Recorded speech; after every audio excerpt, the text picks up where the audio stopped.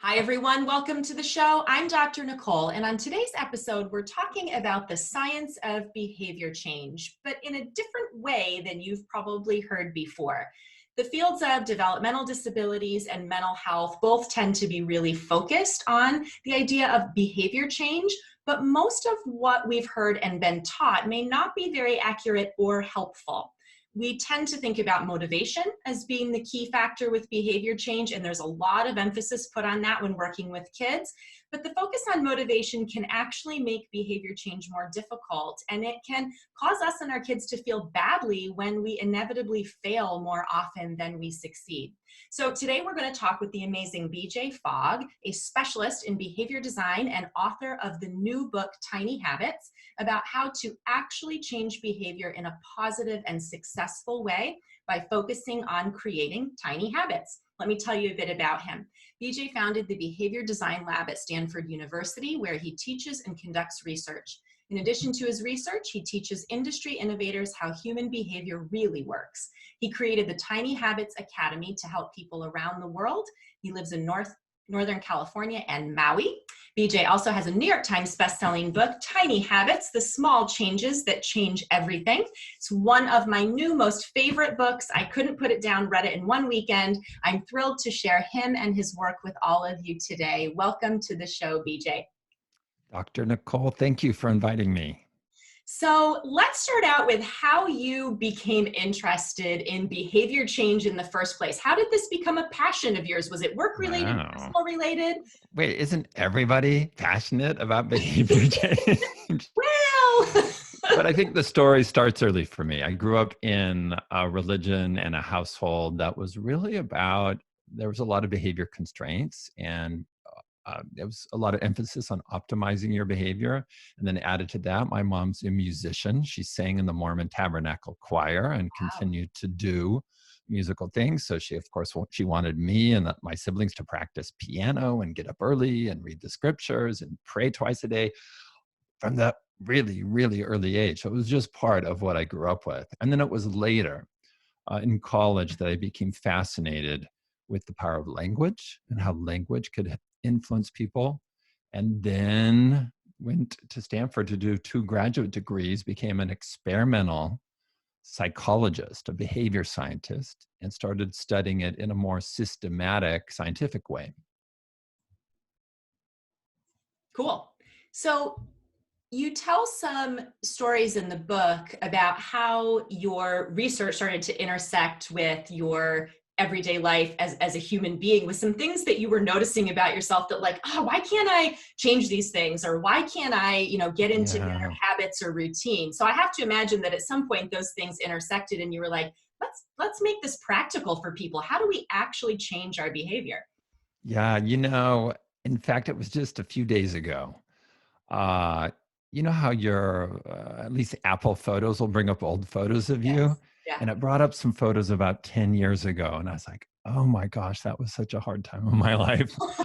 And it was a kind of yes, I'm smiling in the pictures, but I know what's going on beyond that. And there was a time, even though as a behavior scientist and studying behavior and all that, just struggles in my own life.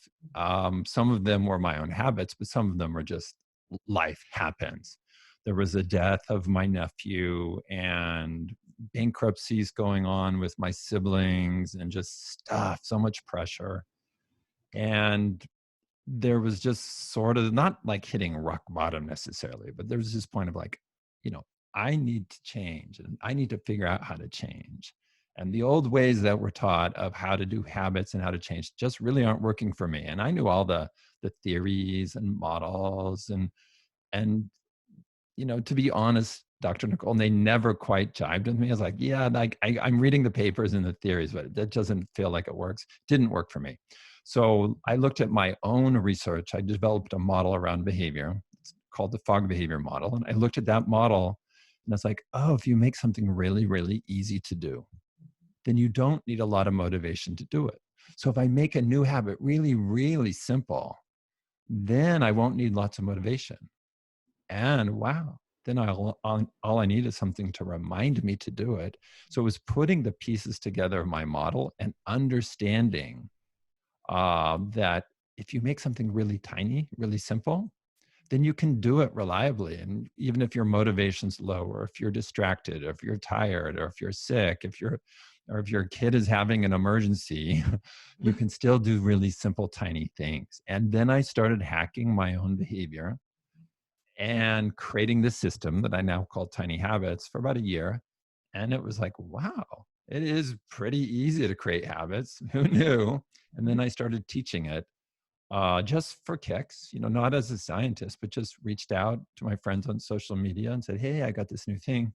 And that program grew and kept going and kept going. And I started teaching 200 to 300 people a week.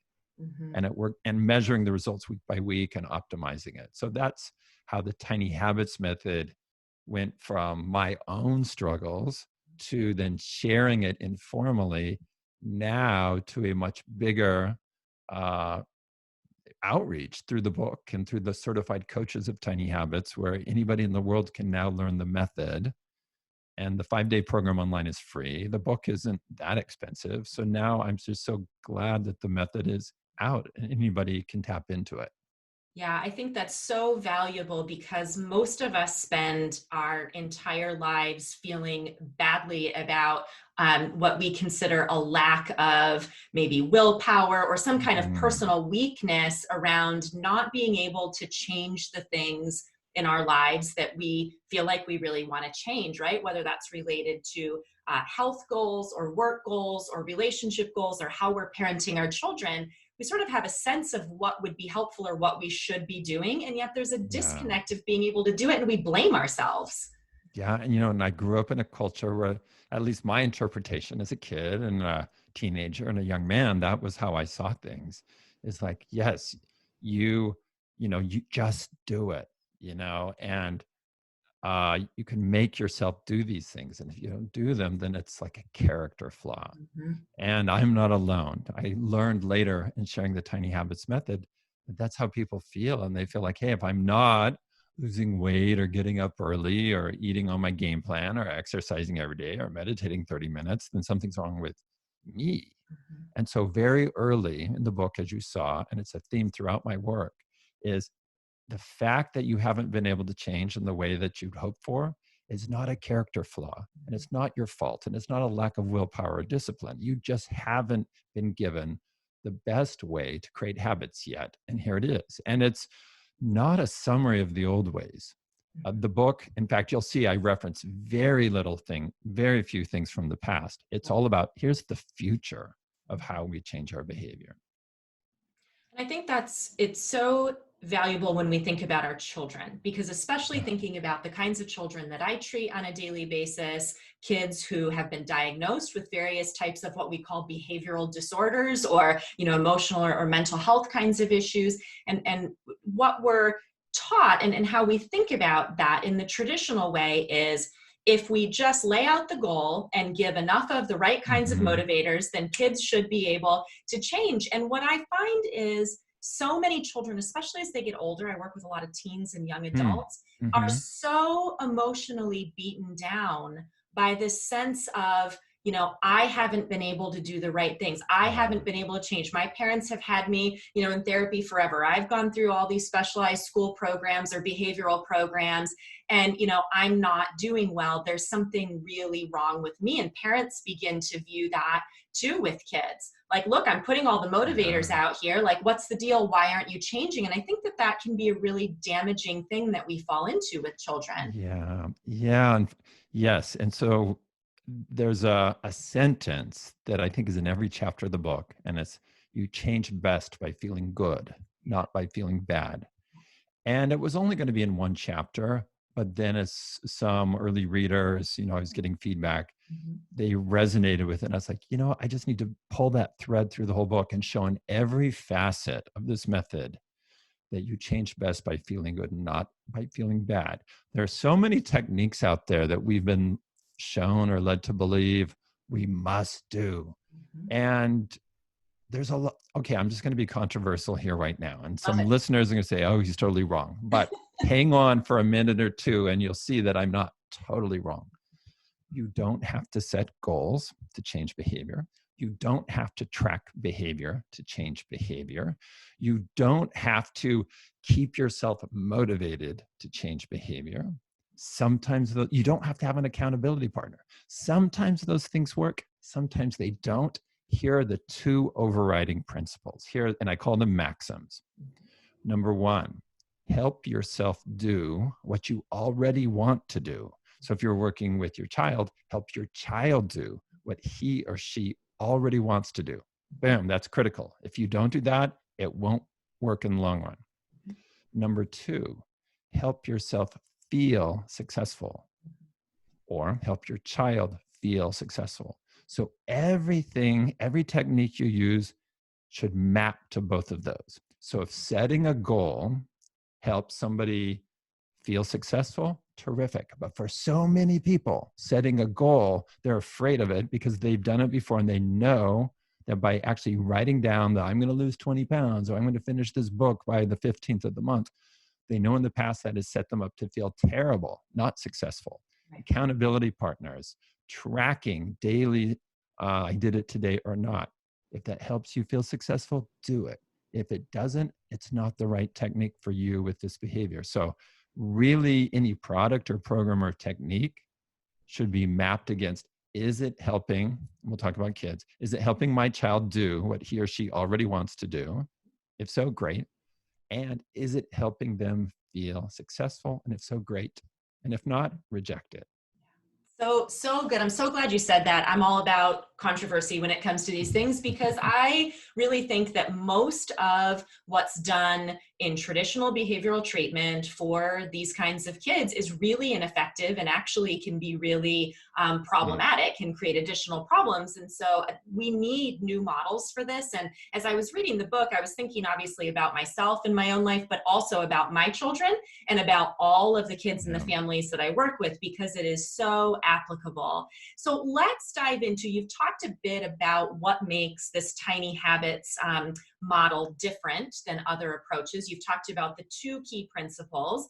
And I would say, help children do what they already want to do. Some parents are probably going, well, wait a second, all my kid wants to do is, sit around and play video games and eat Cheetos. And what I would say is that's not actually true. Kids want to be successful. They want to do the right things. They want their teachers to think good things about them. They want to do the things around the house that they know help us feel good. They're struggling with the how to do that, right? Yeah. Well, let me unpack the video game thing just a little bit. Yeah. And again, this will be controversial. When you look at somebody who really loves to play video games, and you think, what's that video game doing for them? It's showing them they're succeeding. Yeah. The games are designed like moment by moment, the sounds, the visuals, the levels, the points, the titles. What it's doing is it's helping them feel successful, which is why that has wired in as such a compelling habit or activity. Mm. If there were something else in their world that was giving them more feelings of success, they would be doing that other thing. But video games are the thing. Now, the video game designers are great at this. So yes, it's very hard to compete with video games, but acknowledge that, hey, my child, they're feeling successful. They see they're skilling up. They're getting in the multiplayer games, they're getting social affirmation and so on. And you can take that same principle of helping them feel successful and have them feel successful in other domains of their life as well. I remember a friend of mine, I grew up in Fresno, California, and he was a great trumpet player as a 9th grader. And he decided to switch to saxophone before he went to high school. And so he told me the story years later. I mean, I knew he came back to high school 3 months later and he killed it. He was better than any other saxophone player. And everybody's like, where did this kid come from? He used to be a trumpet player. What happened was, in the summer, he picked up the sax and he would play in one room of his house and his mom would sit in the other room, and he practiced like 6 hours a day. At the end of every song, she would go throughout the entire summer. So he keeps playing 6 hours a day, and he comes back and he is like an amazing jazz saxophonist. And I look at it now in retrospect and it's like, good for his mom, good for Lorraine. She sat there and She was reading Sunset Magazine or something, but she would clap for her son all along the way. I love that.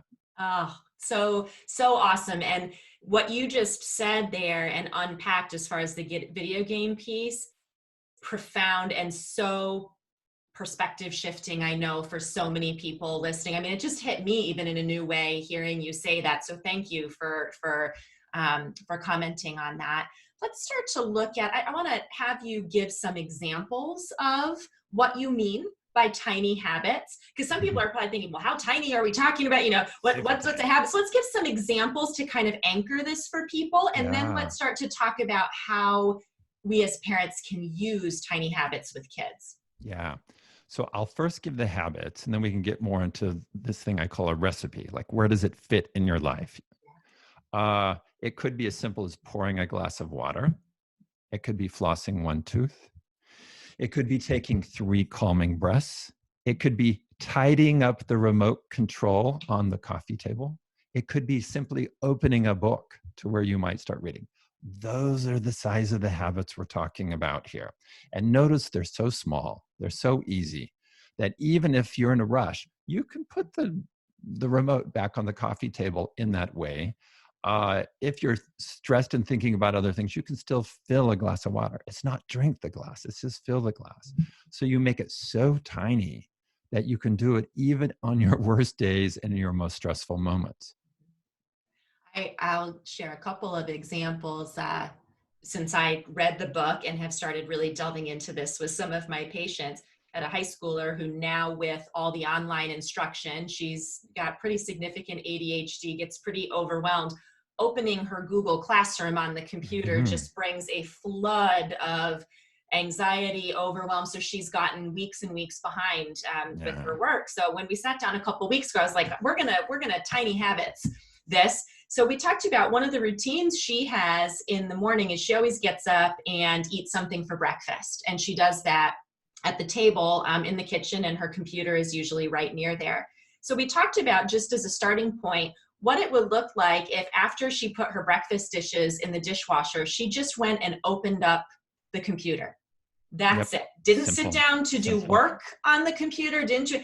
Just opened the computer. And she's like, well, that's really dumb, Dr. Nicole. Like, I'm not going to get my work done that way. So, you know, we talked about how that then evolves, but even just that, it felt doable to her. And for a whole week, she was able to do that. I put my breakfast dishes away and I go and I open my computer and not feeling overwhelmed. And then we evolved it from there. But that's a tangible example that I've had just recently with someone. That's a great example. There's so, even as parents, adults, there are projects that seem so overwhelming that we don't get started. So if you can design the first step of the project. And another technique, actually I shared this a couple of weeks ago with some of my students and they loved it, is at the end of a work session, say an end of a study session, the last thing you do, the habit you create that's so tiny, is write down, when I come back, what's the next thing I'm going to do on this project? So that means when you come back, you're not flooded with like, I have so much to do, I don't know where to start. You just look at what you wrote down and that's what you do. So that helps you not feel overwhelmed. And I think of it like an on-ramp rather than going up a steep hill to get going. All you do is like, oh, here, and you make it really, really, really easy. Yeah. In fact, I'll give a specific example. It may not be that relevant to everybody. As I was writing my dissertation, and this was before I had discovered tiny habits, but I was working, a life of trying to optimize things. I learned that, a dissertation is a very big project, and some people will get lost in it for years. Yeah. And so what I learned is, no matter what, every day I'm going to write one sentence, even if it's totally terrible. Even if I get home at 1 o'clock at night from a party, I still sit down and write a sentence, even including like, I don't know what goes here. Good night, I'm going to bed. And then at the end of the session, I would actually write down 3 very small things when I came back. So whenever I got back to the dissertation, which I did every day, I would just look at those 3 little tasks and do one of them. So it got me back into the momentum. And as you know, and as people listening know, that once you take that first step, it's so much easier to take the next one. So you design that step in advance. In fact, I would leave things undone in my dissertation. Like, oh, I have to go and format the headings, or I have to go check for like simple things that I knew I could knock off in 30 seconds. I would purposely leave them undone. So for the next session, I'd go and boom, format the headings, and I'd have the momentum. So by design, I would leave loose ends that were very simple so I could then get back into the swing of things. Boy, that would have been so helpful when I was working on my dissertation. You know, it's interesting. I'm thinking about all those kind of hacks that I figured out for processes like that too, but now having a formula for it with what you've put Mm-hmm. together makes it easier. And what you just shared about before you move away from something, building the habit, the tiny habit of writing down the thing you're going to do first when you come back.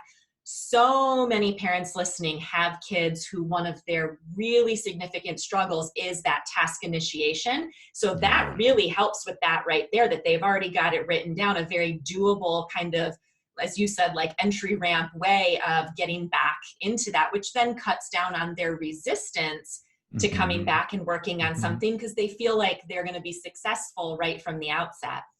Yeah. And then another technique that I'm happy to share, it's works so well for me and others, is using a timer. So I'm holding a timer up, Dr. Nicole, you can see it. So if you are resisting a big project, even if you have that starter step ready to go, set the timer Mhm. for whatever you feel like. 3 minutes if you really hate the project, 7 minutes if it's like, and then just so the habit is just set the timer and you agree with yourself. Once this goes off in 7 minutes, if I want to stop, I can stop. But guess what happens? Once you get going, the timer goes off and you go, good for me. I'm going to do extra credit now. I'm going to keep going. And that dynamic, and I don't talk about it too much in the book. I mean, yeah, I talk a lot about help yourself feel successful, but by setting the bar so low, like all I have to do is pour the glass of water. And if I drink it, extra credit. I'm the A+ student. All I have to do is floss one tooth. But if I floss all of them, hooray, good for me. I'm going above and beyond. And then you do not raise the bar on yourself. I do talk about this in the book, where part of the method is you keep the bar low. Simple. So all you have to do is pour the glass. Yeah. You will naturally do more, but when you do more, even years later, you go, good for me. I'm knocking it out of the park. I'm drinking the glass of water. I'm doing 10 push-ups rather than 2.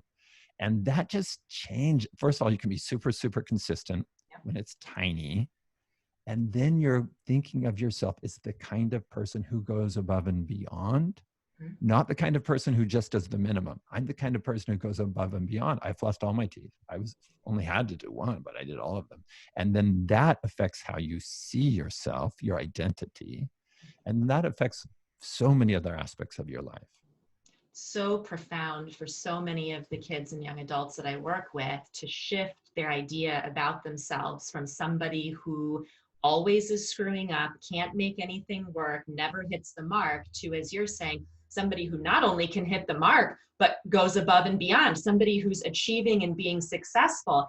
And even the little things like we're talking about with these tiny habits, that's what leads to that profound shift in how Yeah. they see themselves. Yeah, exactly. And so what we're doing here, I mean, yes, tiny habits, and it sounds small and cute and easy, and it is, but we're doing something very important is we are helping people shift their identity to one of, oh, I can't change, or I lack willpower. I'm always the one behind, or I'm always the one that's just barely making it, to I can change. I'm the one who does more than what's required.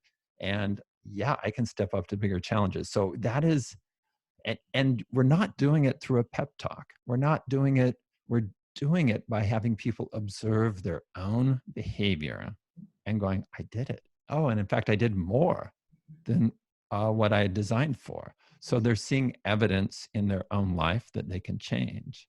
So it's not a matter of persuading your kids, or even if you're doing it for yourself, you set yourself up to succeed and also go above and beyond. And all you have to do is go, wow, I did more than what I designed for, and it's right there. The evidence is right there. Yeah, and it strikes me, not only is it not about, giving ourselves a pep talk or our kids a pep talk, it's also not about trying to get compliance or get achievement through threatening of Yeah. punishment or negative kinds of things, right? Because that goes back to your maxim about we need to feel successful and feel good. Yeah. And let me talk about my partner even this morning. So, longer story here, but my partner finally connected with an exercise he loves, which is rowing on the rowing machine. I would have never guessed that. Nice. But so I didn't nag him to exercise or whatever. It was like supporting him on whatever he wants. And one day, his rowing machine. It's like, great, we'll buy a rowing machine. We'll make sure we have one in Maui. We'll make sure we have one in California. Well, today he did yoga yesterday. Mm. And he was feeling tired this morning. He's like, I don't think I'm going to the gym. And I said, that's great. Listen to your body. Listen to what your body says. And if you need a rest day, you're doing exactly the right thing. So no, I'm helping him feel successful, but it is the right thing. And he will be so eager tomorrow to get back to rowing. I guarantee it. Now, the rowing led to lifting of weights. He's in his mid 70s. Okay. So this is not like a college student. Right. Led to lifting weights and then led to yoga. Yeah. And it's like, I couldn't have nagged him or given a pep talk to those things. He discovered those things he liked doing. He felt successful. I supported him. I helped him do those things. And I also called out, man, your arms are getting firmer. Or like he comes in from a workout. How did it go? And he goes, I got my heart rate up to 150. And I really genuinely affirmed that for him. And so I wouldn't have expected the yoga thing, and now he's doing yoga. And it's like, how beneficial is that for him? Incredible. And you know why? He now thinks of himself as, I'm the kind of person who works out. Yeah. I'm the kind of person who can take on these kind of challenges. He's always been a physical person in terms of working, like tasks and building and cleaning and all that, but not training his body. And now he is. And I am so proud of him. And I just basically at this point, just get out of his way. Right. And just say, you go. Yeah. And when there's a moment like this morning, just say, yeah, listen to your body. Do what feels right. And not making him feel like, oh, I'm not succeeding. No, you are succeeding by tuning in and doing the right thing. Yeah. Love it. So let's talk about, you mentioned sort of this, the recipe for the tiny habits. Let's touch on, for our listeners, what is this recipe? Because now I think we've convinced people that yes, tiny is the way to go, building success, doing these tiny habits. What's the recipe for how we put this together? The recipe is like a format. I almost called it a format or an equation, but recipe I think is better. So once you know what the tiny behavior is, maybe it's tidy up one thing, then you find where does it fit naturally in your day. So that's what the recipe is like, where you're designing it into your day. So it could be after I start the coffee maker, I will tidy one thing in my living room. For flossing, don't floss one tooth. Where does that fit? After you brush. After I brush my teeth, I will floss one tooth. For pouring a glass of water, that may come right after, let's say you start the dishwasher. After I start the dishwasher, I'll pour a glass of water. So, and it's going to be different for different people. So that's why I called it a recipe and not an equation. So, you try a recipe and you adjust it. So the key and the hack in tiny habits is not only to make the new habit really, really, really small, but then you use an existing routine, something you already do, to be your reminder. What does it come after? Brushing reminds you to floss. Starting the coffee maker reminds you to tidy something. Starting the dishwasher reminds you to pour a glass of water. So you don't have Post-its, you don't have alarms. You use your own routines, things you already do, to be your reminder to do the new habit you want. And it's a design process. You don't always get it right the first time. You may find that starting the dishwasher leading to pouring a glass of water sounded good, but I don't start the dishwasher every day. I only start it every other day. And I want the water to be an everyday habit. So let me look for something else. Oh, it's after I feed the dog. Okay, let me try that now. After I feed the dog, I'll pour a glass of water. Oh, good, that works. Or if it doesn't work, it's like, where else does this fit in my day? And I think that what's so helpful about that is just thinking about that one starting point for kids, especially who get so overwhelmed with things. Like when you were saying, I'm going to start the coffee pot and then I'm going to tidy up one thing in the living room. It occurred to me that one of the big complaints that parents have behaviorally about kids is They don't keep their stuff picked up, or their room is always a disaster. And I tell them to go clean their room, and 8 hours later, it's not done. It's a really overwhelming thing for most kids to think about. So this idea of building a habit of one thing to start with. Just one thing. And that habit, if your child feels successful in tidying that one thing, the habit will wire in and the habit will grow. Mhm. And yeah, and it just seems, I mean, think of habits as plants, Mhm. and you start them small and the plant will grow, but the plant can also propagate other plants. And that's exactly how habits work. Yeah. You start it really tiny, you find the right spot, just like a new plant. Where does this fit naturally? And then you nurture it. And we'll talk about how you do that. But then it grows and it multiplies. And so the tidying habit will get bigger. And don't be surprised when your child tidies more than one thing and pretty soon says, I don't have anything left to tidy. Everything's tidied. I mean, I know that sounds like a miracle, but it can happen. And yeah, we leave things out. So that's why it's so good to have it daily Mhm. and early. I do it in the morning. Mm. An early habit of tidying things up. I wish I could do it in the evening, but evening habits are a lot harder to form than morning habits. Mm. It's just the truth. Mm. And so bam, morning, tidy, tidy, tidy. And I do 10. I just start counting 1, 2. And you would think I wouldn't have 10 things, but I do. I left my reading glasses here, a glass of water on the counter there, the remote's out of place. I also, long story, our TV is not set up. We have to set it up every evening and then put it back, store it back by Mhm. design because we Yeah. don't want. But the point is, if you just, it's like a plant. Start it small, find where it fits, and then you nurture it Mhm. by a feeling, by an emotion of success. Yeah. And this can be somebody else cheering you on, but in the tiny habits method, you cheer yourself on, and we call it celebration. You say, good for me, or way to go, or that's how you do it, or yay, BJ, or man, that looks good back in that spot. Whatever helps you feel successful, that feeling that I call shine, an emotion, Yep. positive feeling of success, that's what helps wire in the habit. And that's what helps motivate you to continue. Mhm. And so for parents, it's great, I would think, to participate in that celebration or sort of anchoring that emotional experience, right? As you said with your friend back in high school, where mom would clap, after Yeah. each song, that for parents to participate in the acknowledgement and the celebrating of that for a child, I would think is important. If you can, if Yeah. you're there and you Right. can, I mean, this, right? And so once people hear this, they're like, well, yeah, that's how it works. Mhm. Notice how traditional habit formation doesn't talk about this at all. It's about repetition. And Right. so once you see it in the way that I map it out, it will correspond with your everyday life. You've seen how this works. Mhm. And so part of what I do in Tiny Habits is help give you lenses to see what you already know in some ways, but now you can see it clearly. And then you can add to that, not accidentally, but deliberately. Now, there are habits where we can celebrate other people. I mean, just let's even rewind to a baby learning to walk. Mm. What are parents doing as that baby's taking the first steps? Bam, you're celebrating the child, right? And the baby is feeling that emotion. And that's what helps wiring in the walking habit. Now, there are some times where we do habits alone and we don't have somebody around to cheer for us. Mhm. And that in Tiny Habits, that's when you bring in celebration and you basically cheer for yourself. You call, and there's over 100 ways to do this. In the book, I list 100 ways and there's more. Yeah. And what you need to do is find what works for you.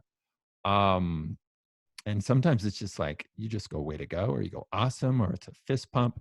And so helping your child, how shall I say this? Um, Giving them permission to Mm. feel good and happy and successful about even the smallest of things. Love it. Giving them permission, just saying, bam, you tidied one thing. How do you feel about that? Mm. No, how do you feel? What's your positive feeling about? Look how good that looks right now. So there may be a little bit of guidance and coaching so they can then on their own go, oh, I tidied this one thing, or I put away the drinking glass. Good for me. And so we haven't set these standards that are so big that they're always feeling like they're insufficient. So it's really a sufficiency approach Mhm. and one that allows for this going above and beyond. Mm. And I would add to that for parents to give themselves permission to feel good about tiny things Oh, and to yeah. notice and celebrate Yeah. the little things that their kids are doing that are successful, because it's so easy as a parent, especially if your child has challenges, to see all the things they aren't doing, to look at a Hmm. small success and go, well, that's not going to get us anywhere, but to give ourselves permission to go, no, that's awesome, and I supported my child's development or success with that or whatever in that way, and that is to be celebrated, and Yeah. to let ourselves feel okay about that. Yeah. Let me give you, I think, three. Um, Let me give you three habits that I've developed over time that address this kind of thing. When somebody is frustrating me, this could be I'm waiting in line and they're talking with the checkout person, or somebody's not going forward at the stoplight. After I feel, no, notice it's a recipe. After I feel frustrated, I will say, everybody is doing the best they can. Nobody tries to screw up. So I just say that to myself. And that just really helps me get less frustrated and have more empathy. So it's just two sentences. Everybody's doing the best they can. Nobody tries to screw up.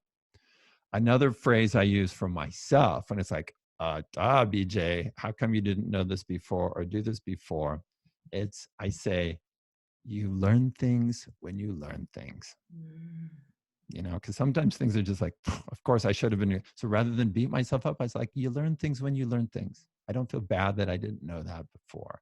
So there are these ways in these moments of frustration, or when you're feeling like, oh, I really didn't do a great job, where you can reframe it around others. Everyone's doing the best they can. Nobody tries, or yourself. And even for yourself, if you don't, parents, if you feel like, I didn't really do the best thing for my child, it's like, hey, I'm doing the best I can. I'm not trying to screw up, and that's okay. I'm doing what I can do.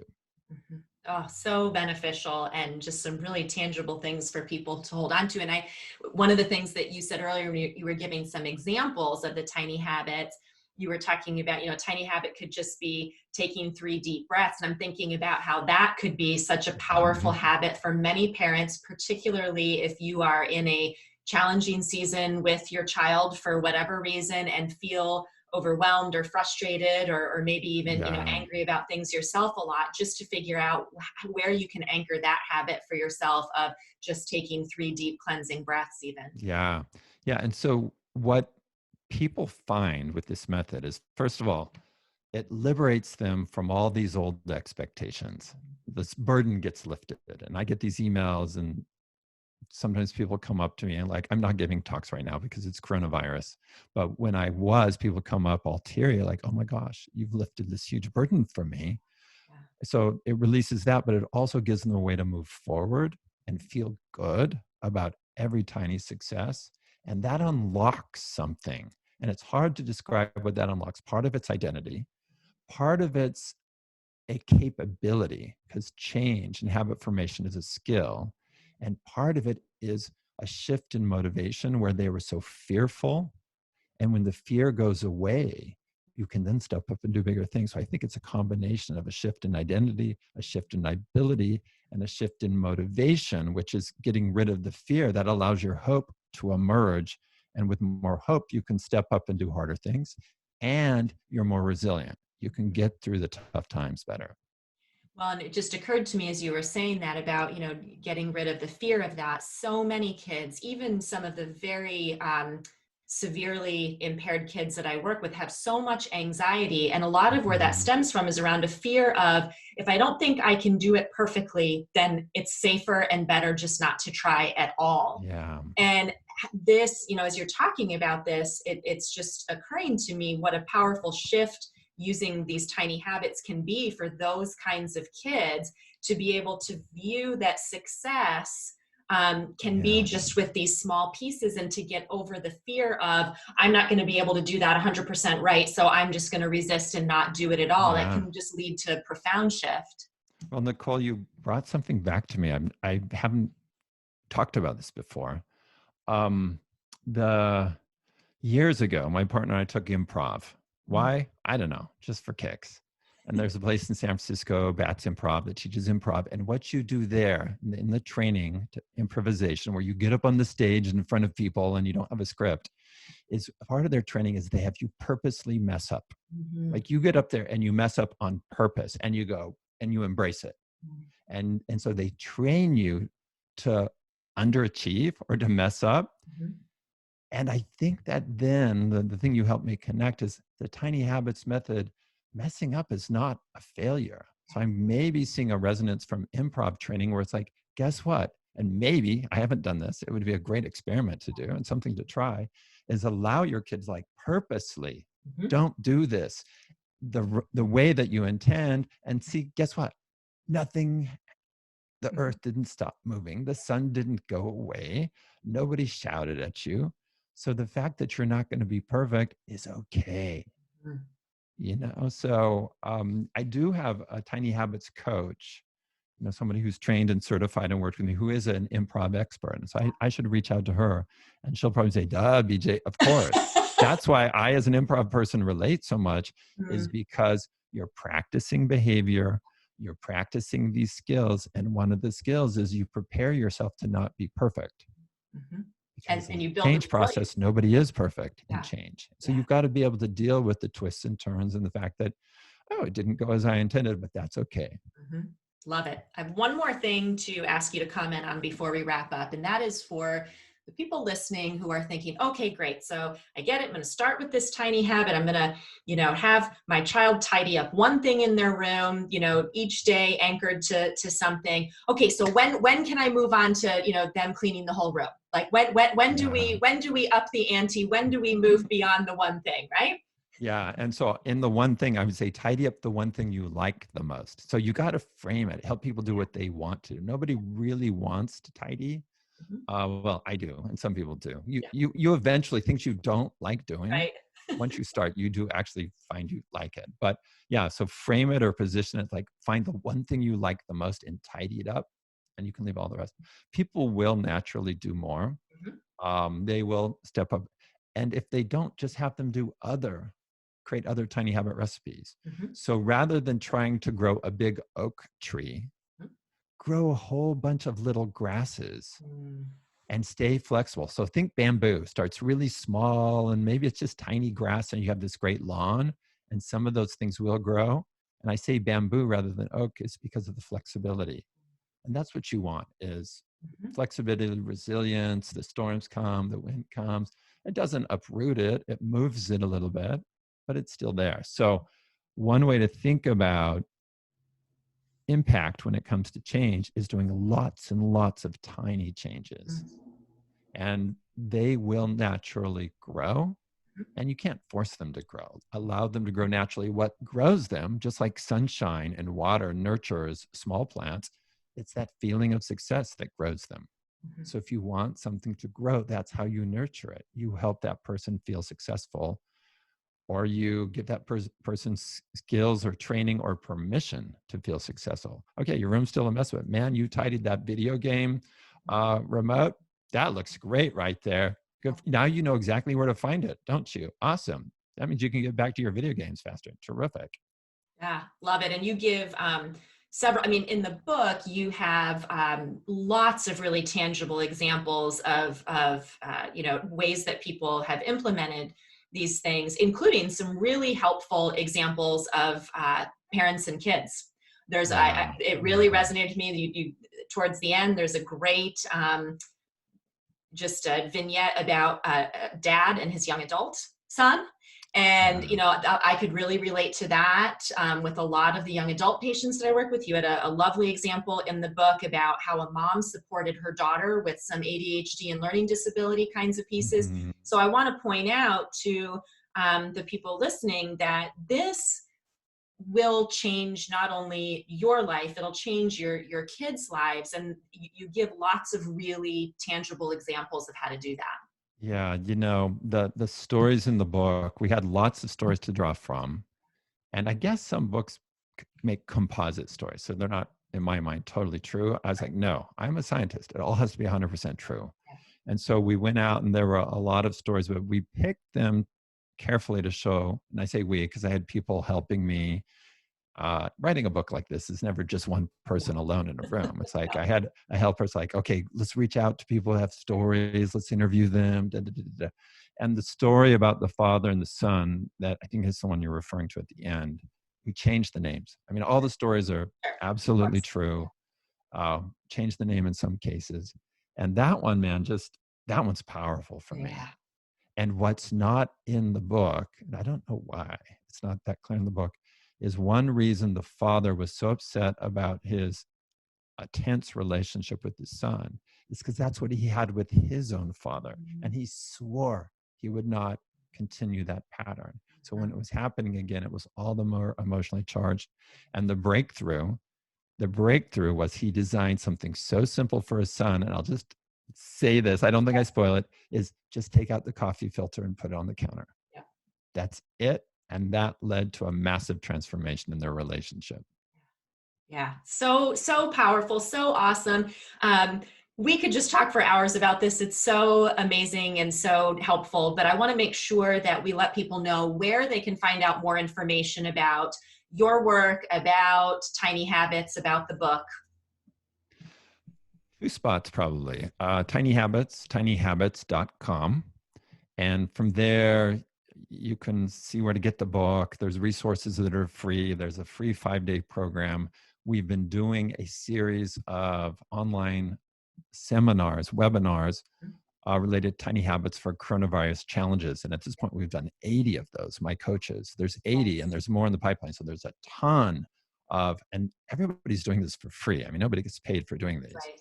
So there's a ton of stuff there. The book is sort of the centerpiece. That's where, I worked for many years pulling that together. Yeah. And then more generally about my work, bjfogg.com. But I think for most people, it's start with tinyhabits.com because you want to know how to change your life and your family's life and kid. And that's the best starting point right there. Yeah, a lot of great resources on that website. The book itself contains so many great, I don't want to say handouts, but visuals. It's an easy read because it's not just text on a page. When you get the book, you'll see that there are lots of visuals.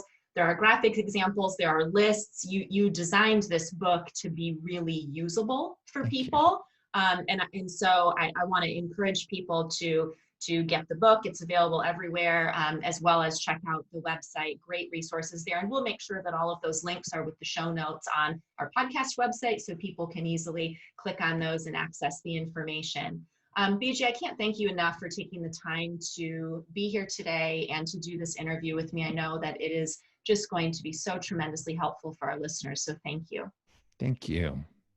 And thanks to all of you for listening. We'll catch you back here next week for our next episode of the Better Behavior Show.